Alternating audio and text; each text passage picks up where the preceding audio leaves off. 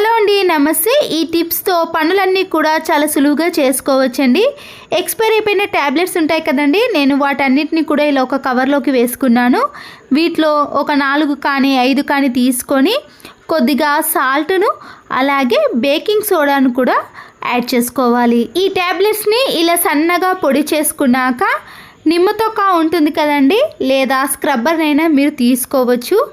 దీంతో ఈ ట్యాబ్స్ అనేవి ఇలా జిడ్డుగా తయారైనాయి కదండి, వీటిపైన వాటర్ మరకలు సోప్ మరకలు పడి ఇలా తయారైపోయినప్పుడు మనం ఇలా ప్రిపేర్ చేసిన దాంతో క్లీన్ చేసుకున్నాం అనుకోండి, ఎంత జిడ్డు పట్టిన ట్యాబ్స్ అయినా సరేనండి చాలా నీట్గా క్లీన్గా తయారవుతాయి.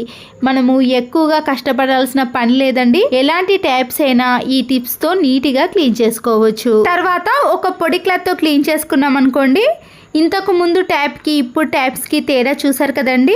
పదే రుద్దాల్సిన పని లేదండి. ఒక్కసారి ఇలా అప్లై చేసిన వెంటనే కూడా ట్యాబ్స్ అనేవి ఇలా నీట్గా తయారవుతాయి.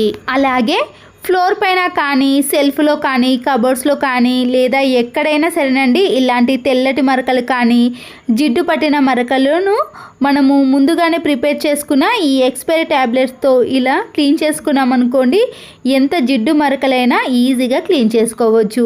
ఇలా ఒక్కసారి ప్రిపేర్ చేసుకున్న దాన్ని మనము ఎన్నో రకాలుగా క్లీన్ చేసుకోవడానికి యూజ్ అవుతుంది. చూసారు కదండి, ఎంత తెల్లటి మరకలనైనా ఇలా నీట్గా క్లీన్ చేసుకున్నాం అనుకోండి, మన పని కూడా చాలా సులువైపోతుందండి. ఇక్కడ స్క్రబ్బర్ని కూడా యూజ్ చేయలేను, మామూలుగా నిమ్మ తొక్కతోటే ఇలా క్లీన్ చేసుకున్నాను. ఆలు ఉంటుంది కదండి, పాడైపోయిన ఆలునైనా తీసుకోవచ్చండి. నేను ఇక్కడ ఫ్రెష్ ఆలును కొద్దిగా కట్ చేసి డ్రెస్సింగ్ టేబుల్ అద్దాలు ఉంటాయి కదండి, దానిపైన మరకలు కానీ ప్రతిబింబం అనేది క్లియర్గా కనబడనప్పుడు లేదా చిన్న అద్దాలు డైనింగ్ టేబుల్నైనా సరేనండి, ఈ ఆలుతో క్లీన్ చేశారనుకోండి, ఎలాంటివైనా కూడా చాలా నీట్గా క్లీన్గా కనబడతాయి. ఆలుతో ఇలా అద్దాన్ని మొత్తాన్ని కూడా క్లీన్ చేసుకున్నాక ఒక పొడి క్లాత్ను డైరెక్ట్గా కాకుండా దానిపై కొన్ని వాటర్ని చల్లి ఆ తర్వాత ఈ అద్దాన్ని క్లీన్ చేసుకున్నారనుకోండి, ఇలాంటి అద్దాలైనా చాలా నీట్గా ప్రతిబింబం అనేది చాలా క్లియర్గా కనబడుతుందండి. అలాగే డ్రెస్సింగ్ టేబుల్ కాడ ఉన్న కబోర్డ్స్ని కూడా నేను ఇలా ఆలుతో క్లీన్ చేసుకున్నానండి. ఇలా చేయటం వలన కబోర్డ్స్ అనేవి మంచి షైనింగ్లోకి వస్తాయండి. లిక్విడ్స్ని కాకుండా ఇలా ఒక్కసారి ట్రై చేయండి. పిల్లల స్కూల్ బ్యాగ్స్ కానీ హ్యాండ్ బ్యాగ్స్ ఉంటాయి కదండి, దాని జిప్ అనేది పోయినప్పుడు మనము హ్యాండ్ బ్యాగ్ని యూజ్ చేయటమే ఉండదు, అది పాడైపోయిందని పడేస్తాం కదండి. ఇలా జిప్స్ అనేవి ఫెయిల్ అయినా కానీ మనం ఇంట్లోనే మళ్ళీ ఈ జిప్ని రిపేర్ చేసుకోవచ్చండి. ఒక్కొక్కసారి అనేవి ఈ జిప్స్ అనేవి స్ట్రక్ అవ్వటం కానీ ఇలా త్వరగా పాడైపోవడం లాంటివి జరుగుతూ ఉంటాయండి. మనము ఎన్నో డబ్బులు ఖర్చు పెట్టి ఇలా కొత్త వాటిని తీసుకున్న వెంటనే పాడైపోతే మన డబ్బులు కూడా వేస్ట్ అయిపోతాయి కదా. ఇలా ముందుగా పాడైపోయిన జిప్పు పైన క్యాండిల్ని ఇలా 2-3 టైమ్స్ పాటు బాగా అప్లై చేయాలండి. జిప్పు మొత్తాన్ని కూడా ఇలా అన్ని వైపులా అప్లై చేసుకోవాలి. తర్వాత జిప్ని మళ్ళీ మనము పెట్టడానికి ట్రై చేసినా కూడా ఇలా గ్యాప్ వచ్చేసింది అనుకో, జిప్పుని ఇలా చివరి భాగానికి తీసుకొని కటింగ్ ప్లేయర్ ఉంటుంది కదండి, దాంతో ఇలా గట్టిగా ప్రెస్ చేసేయండి.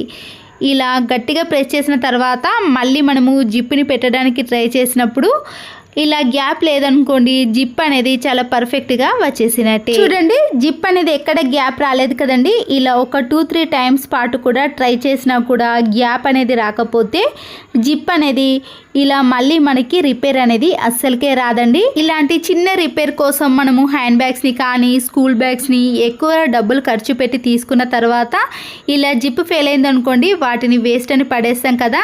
₹1 ఖర్చు పెట్టకుండా ఇలా ఇంట్లోనే మనము నీట్గా రిపేర్ చేసుకోవచ్చు. ఒక చిన్న గిన్నెలోకి ఈటింగ్ సోడా ఉంటుంది కదండి, కొద్దిగా యాడ్ చేసిన తర్వాత కర్పూర బిళ్ళను ఇలా స్మాష్ చేసి ఈ ఈటింగ్ సోడాలో వేసుకోండి.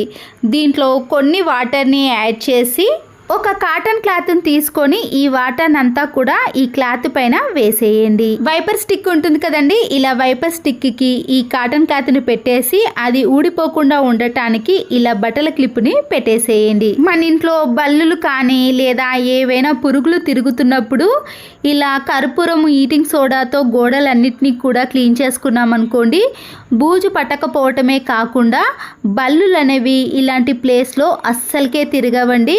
ఈ స్టార్ట్ అయిన స్మెల్కి అయితే బల్లులు అనేవి ఇంట్లో నుంచి పారిపోతాయి. ఒకవేళ కిచెన్లో కబోర్డ్స్ పైన బల్లులు కానీ బొద్దింకలు కానీ ఇలా తిరుగుతున్నప్పుడు మనము దీంతో ఇలా క్లీన్ చేసుకున్నాం అనుకోండి, వాటిపైన కూడా బొద్దింకలు బొల్లులు అనేవి అస్సలకే రావు. వేస్ట్గా ఉన్న బిర్యానీ బాక్సులు ఉంటాయి కదండి, ఇలా రౌండ్గా ఉన్న క్యాప్ని తీసుకున్నానండి.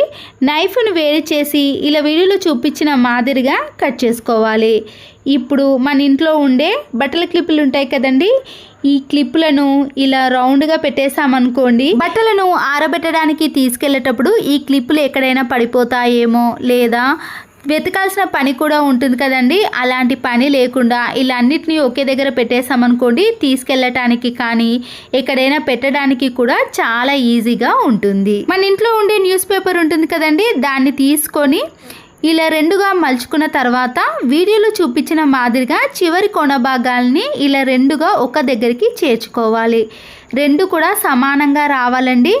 ఇలా సమానంగా మలుచుకున్న తర్వాత కింద చివరి భాగం ఉంటుంది కదండి, దాంట్లో నుంచి ఒక కొనను మాత్రమే తీసుకొని ఇలా చిన్న చిన్నగా మలుచుకుంటూ ఇలా 2 కానీ 3 కానీ మనకి వచ్చే విధంగా మలుచుకోవాలి. మనము పేపర్ని ఏ సైజులో కావాలంటే ఆ సైజులో తీసుకోవచ్చండి. దీన్ని రివర్స్లో తీసుకొని ఇప్పుడు మలుచుకున్న దాన్ని మనము ఇలా రెండింటిని కూడా వీడియోలో చూపించిన మాదిరిగా ఒక దగ్గరికి వచ్చే విధంగా మలుచుకోవాలి. తర్వాత చివరి భాగం ఉంది కదండి, దాన్ని కూడా మనము ఇలా 2 మడతలుగా మలుచుకోవాలి. ఇలా మలుచుకున్న తర్వాత ఆ పేపర్ అనేది ఇలా పైకి లేస్తుందండి. దీన్ని మనము డబుల్ గమ్ టేపుతో కానీ ఇలా ప్లాస్టర్తో అతికించేసేయండి. తర్వాత ముందుగా ఫోల్డ్ చేసుకున్న పేపర్ ఉంది కదండి, దాన్ని ఇలా పెట్టేసుకొని పైన ఉన్న దాన్ని ఇలా కిందికి మలుచుకోవాలి. దీన్ని కూడా మనము కొద్దిగా ప్లాస్టర్తో అతికించేసేయండి. అంతేనండి. కింది వైపు ఇలా పేపర్ అనేది 2గా ఫోల్డ్ చేసుకున్నాం కదండి, ఇలా ఓపెన్ చేసామనుకోండి మనకి చిన్న బుట్ట అనేది రెడీ అయిపోతుంది. అయితే వీటి కోసం ఇంత కష్టపడాలనా అనుకుంటారు, కానీ ఫ్రూట్స్ని ఇందులో పెట్టేసామనుకోండి ఎన్ని రోజులు బయట పెట్టినా కూడా ఫ్రూట్స్ అనేవి పాడవకుండా ఉంటాయండి.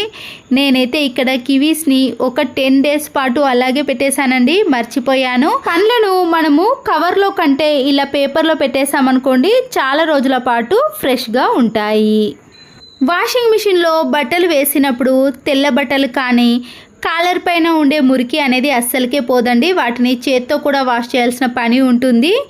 ఇలా కాలర్పై ఉండే మురికిని కానీ లేదా తెల్ల బట్టల్లో ఉండే మురికి త్వరగా పోవాలంటే ఒక చిన్న టిప్ని చూపిస్తున్నాను చూడండి. ముందుగా వాషింగ్ మిషన్లో బట్టలన్నీ వేసిన తర్వాత వాషింగ్ మిషన్లో వాడే లిక్విడ్ని కానీ సర్ఫ్ని కానీ మీరు ఏదైనా వాడవచ్చు.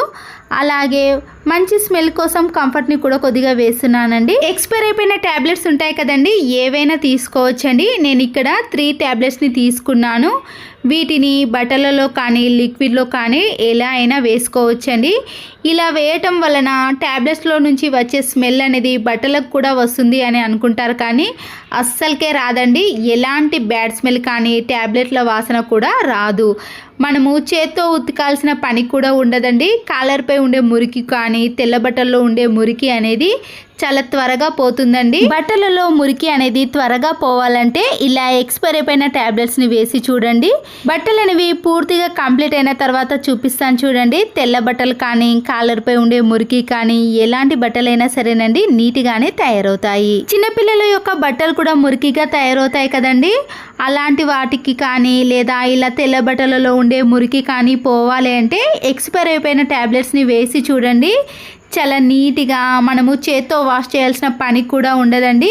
ఇలాంటి టిప్స్తో మన పనులన్నీ కూడా చాలా ఈజీగా చేసుకోవచ్చు. నచ్చితే తప్పకుండా ఒక లైక్ చేసి మీ ఫ్రెండ్స్కి రిలేటివ్స్కి షేర్ చేయండి. మరో వీడియోతో మళ్ళీ కలుద్దాం. Thanks for watching.